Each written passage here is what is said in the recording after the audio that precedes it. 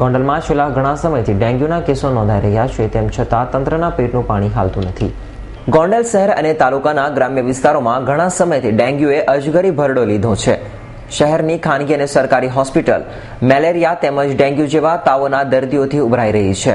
તેમ છતાં આરોગ્ય તંત્રના બાબુઓ વધતા જતા રોગચાળાને નાથવાને બદલે કોઠીમાં મોઢું સંતાડી રહ્યા છે. ગોંડલ પંથકમાં છેલ્લા ઘણા સમયથી મચ્છરોનો ઉપદ્રવ વધી જવા પામ્યો છે, ત્યારે મેલેરિયા, ઝેરી તાવ, ડેન્ગ્યુ જેવા તાવના રોગો મુખ્યત્વે મચ્છરોથી જ ફેલાતા હોય છે. ત્યારે ડોક્ટરો પણ મચ્છરોથી ડરવાની, સાવધાન રહેવા અને ચોખ્ખાઈ રાખવાનો આગ્રહ રાખતા જણાવે છે કે મચ્છર કરડવાથી મેલેરિયા તેમજ ડેન્ગ્યુ જેવા રોગો થતા હોય છે. ત્યારે ડેન્ગ્યુના તાવમાં બે પ્રકારના હોય છે.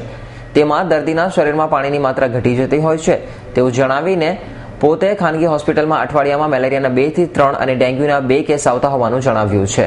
3-4 દિવસથી મને તાવ હતો તો સરકારી હોસ્પિટલમાં જઈ અને રિપોર્ટ કરાવ્યો તો રિપોર્ટમાં કાંઈ આવ્યું નહીં. તો રાત આખી તાવ ભરાઈ ગયો, બહુ જરૂરિયાત રહ્યો. પછી સવારે ઉઠીને જોગી સાહેબને અહીંયા રિપોર્ટ કરાવ્યા, તમારે ડેન્ગ્યુની તાવ આવ્યો.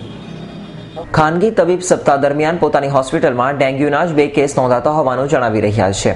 ત્યારે ગોંડલ શહેરની એકમાત્ર ખાનગી હોસ્પિટલમાં મહિને 8 કેસ ડેન્ગ્યુના નોંધાતા હોય તો શહેરમાં આવેલી અનેક હોસ્પિટલમાં કેટલા કેસ નોંધાતા હશે તે આપ પણ સમજી શકો છો.